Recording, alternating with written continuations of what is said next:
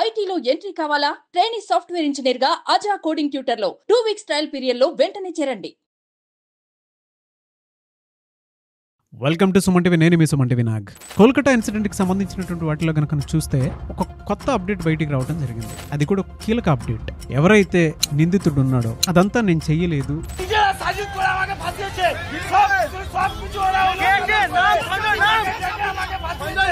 నా చేత కావాలని చేయిస్తున్నారు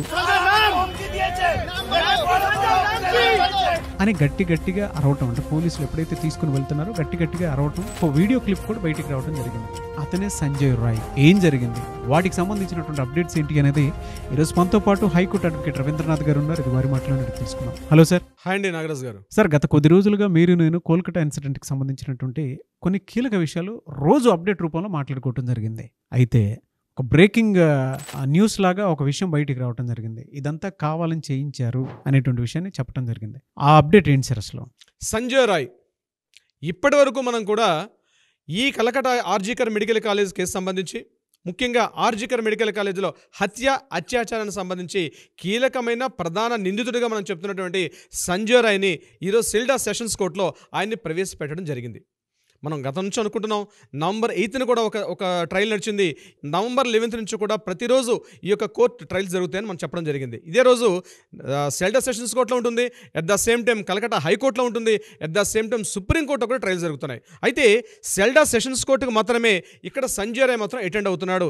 ఈ కేసులో ప్రధాన నిందితుడిగా ఎవరైతే మనం చెప్తున్నాడు సంజయ్ రాయ్, ఈ యొక్క సెల్డా సెషన్స్ కోర్టులో ఇతను ఇక్కడ అభియోగం ఎదుర్కొన్న వ్యక్తి, ఇతను ట్రయల్స్ ఎదుర్కొంటున్నాడు. అయితే మనకి ఇక్కడ కీలకమైన విషయం ఏంటంటే, సెషన్స్ కోర్టులో ఇన్ హౌస్ కెమెరా అంటారు. అంటే ఇటువంటి ఈ రేప్ అండ్ మర్డర్ కేసు సంబంధించినటువంటి అత్యాచారానికి సంబంధించి టోటల్గా ఓపెన్ ఫోరంలో ఇటువంటి కేసు యొక్క ట్రయల్స్ అనేది జరగవు. ఇట్స్ కోర్టు యొక్క ప్రొసీడింగ్స్, దాని సిస్టమ్స్ ప్రకారం. అయితే లాస్ట్ టైం మనం చెప్పాం ఇన్ హౌస్ కెమెరా ఎలా చేస్తారో కూడా మనం చెప్పడం జరిగింది. అయితే ఈ యొక్క ఇన్ హౌస్ కెమెరాలో ప్రధానంగా ఉన్నటువంటి జడ్జి గారు, ఎట్ ద సేమ్ టైం ఈ కేసుకు సంబంధించినటువంటి అడ్వకేట్స్, అలాగే ఈ నిందితుడు, ఈ కేసుకు సంబంధించిన ఎవరైతే సిబిఐ డిపార్ట్మెంట్ వాళ్ళు ఉన్నారో వాళ్ళు సమర్పించిన సాక్షి ఆధారాలు, ఇవి మాత్రమే దానికి సంబంధించిన ఒక లిమిటెడ్ బోర్డు మెంబర్స్ మాత్రమే అక్కడ ప్రెజెన్స్ ఉంటుంది.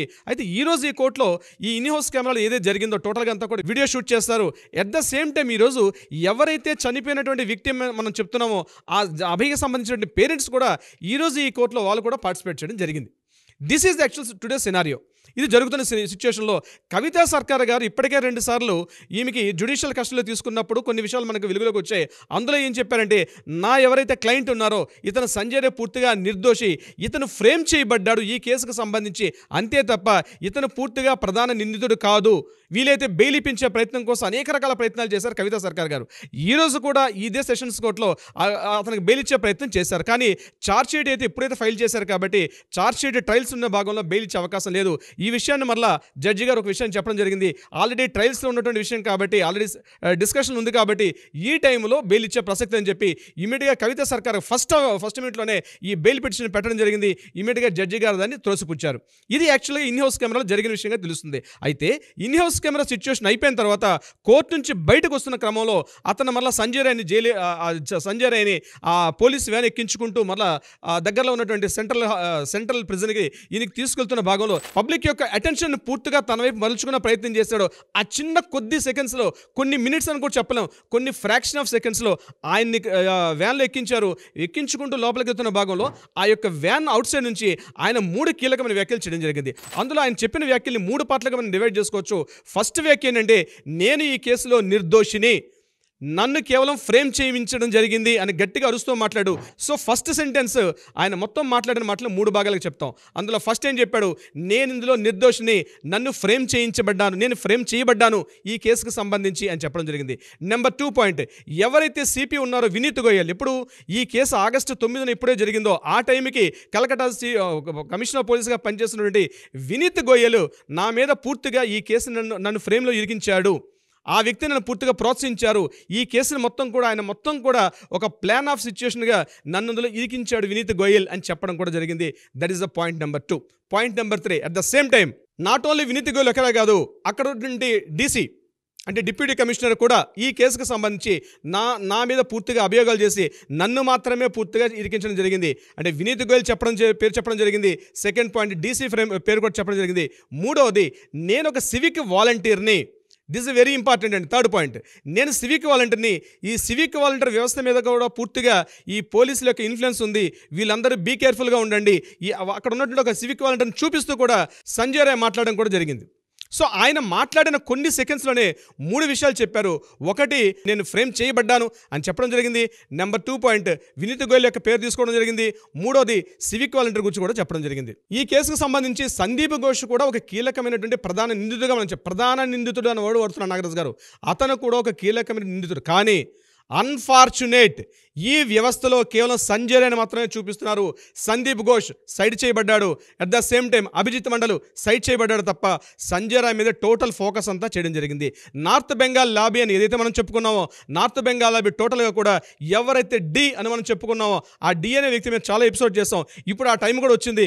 బహుశా మన 1-2 ఎపిసోడ్స్లో ఆ డి పర్సన్ ఎవరు కూడా మనం రివీల్ చేద్దాం నాగరాజు గారు. ఇది టోటల్ అంత వ్యవస్థ కూడా వెస్ట్ బెంగాల్లో డి అనే వ్యక్తి టోటల్గా దీన్ని కంట్రోల్ చేశారు. అందుకనే ఈవెన్ ఇంతమంది జూనియర్ డాక్టర్స్ సుమారుగా 60 రోజుల పాటు అక్కడ నిరసనలు, ధర్నాలు, హర్తాలు చేసినప్పుడు కూడా అక్కడ మమతా బెనర్జీ గారు రాజీనామా చేయకపోవడం, అట్ ద సేమ్ టైం కొన్ని ఏవైతే 10 డిమాండ్స్ పెట్టారో ఆ 10 డిమాండ్స్ సంబంధించి కూడా కేవలం ఒక తూతూ మంత్రంగా చేశారు తప్పించి దాని మీద పూర్తిగా చర్యలు తీసుకోవడం దాఖలాలు కూడా మమతా బెనర్జీ గారు పూర్తిగా అందరూ తీసుకోలేదు. అయితే ఈరోజు సంజయ్ రాయ్ కోర్టు నుంచి బయటకు వస్తూ చెప్పినటువంటి వ్యాఖ్యలు నిజంగా మీడియా మిత్రులందరూ కూడా దాన్ని కాస్త ఇన్వెస్టిగేషన్ జర్నలిజం పాయింట్ ఆఫ్ వ్యూలో కానీ అనలైజ్ చేయగలిగితే మాత్రం డెఫినెట్గా సంజయ్ రాయ్ అనే వ్యక్తి, నేను మొదటి నుంచి చెప్తున్నాను, సంజయ్ రాయ్ అనే వ్యక్తి కేవలం ఫ్రేమ్ చేయబడ్డాడు. టోటల్ అటెన్షన్ అంతటిని కూడా సంజయ్ రాయ్ మీద చూపించారు. అసలు వ్యవస్థ అంతా కూడా మెయిన్ క్యాండిడేట్స్ అందరూ కూడా ఆల్రెడీ ఇప్పుడే చట్టం నుంచి పక్కకు తప్పుకోబడ్డారు. నేను ఈ విషయం చెప్పడానికి చాలా సాహసం చేస్తున్నాను నాగరాజు గారు, ఎందుకంటే it's not a joke. Total entire ఆ సేతు హిమాచలం భారతదేశం మొత్తం కూడా ఎంటైర్ కలకటా ఇష్యూ మీద మొత్తం చూస్తారు. సుమారుగా 90 రోజుల పాటు, ఆగస్టు 9 జరిగింది, ఈరోజు నవంబర్ 11 అంటే సుమారుగా 92 డేస్ అయింది. ఈ రోజుకి 92 రోజుల పాటు ప్రతి ఒక్కరు కూడా వెయిట్ చేశారు, నిందితుడికి ఇప్పటికైనా శిక్ష జరుగుతుందేమని చెప్పి. అయినప్పటికీ కూడా సంజయ్ రాయ్ మీద టోటల్గా ఫోకస్ చేయడం జరుగుతుంది. ఇప్పటికైనా సెంట్రల్ గవర్నమెంట్, ముఖ్యంగా మోడీ గారు కావచ్చు, లేకపోతే ద్రౌపది ముర్ము గారు ఏదో ప్రెసిడెంట్ ఆఫ్ ఇండియాకి ఈ పేరెంట్స్ వెళ్ళి మాట్లాడడం జరిగింది.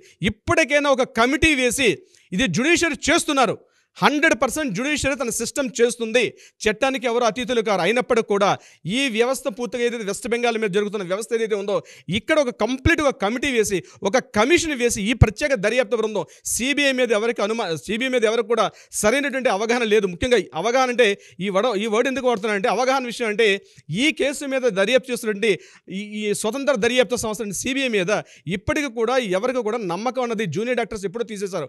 మాకు సిబిఐ మీద మాకు నమ్మకం లేదు అని చెప్తూ సుమారుగా 16 రోజుల పాటు కంటిన్యూగా ధర్నాలు చేశారు. ఈవెన్ దో హంగర్ స్ట్రైక్స్ కూడా చేయడం కూడా జరిగింది. సిబిఐ ఇప్పటికైనా కళ్ళు తెరవాలి. ఎవరైతే ప్రధాన దోషులు ఉన్నారో వాళ్ళని సైడ్ చేసే పనిలో ఉన్నారు. సంజయ్ రాయ్ని మాత్రమే చూపిస్తున్నారు నాగరాజు గారు. This is not right. ఇప్పటికైనా సందీప్ ఘోష్ని వెలుగులో తీసుకొచ్చి ఈ ట్రయల్స్లో భాగంగా సందీప్ ఘోష్ మీద ఇష్యూ జరిగిన తర్వాత ఆఫ్టర్ 20 డేస్ తర్వాత మళ్ళీ ఎఫ్ఐఆర్ చేయడం జరిగింది. కాదు, సందీప్ ఘోష్ని తీసుకొని రావాలి. సంజయ్ రాయ్ని, సందీప్ ఘోష్ని, at the same time Abhijit Mandal, ముగ్గురిని కూడా ఒకేసారి ఇంటరాగేషన్ చేసినప్పుడు కొన్ని విషయాలు వెలుగులోకి వచ్చే అవకాశం ఉంటుంది నాగరాజు గారు. ఎస్, బట్ ఏదేమైనా సరే కీలక అప్డేట్ ఇది. దీనికి సంబంధించినటువంటి వాటిల్లో ఆడియన్స్ కూడా వాళ్ళ ఒపీనియన్ ఏ విధంగా షేర్ చేస్తారు అనేటువంటి విషయాన్ని చూద్దాము.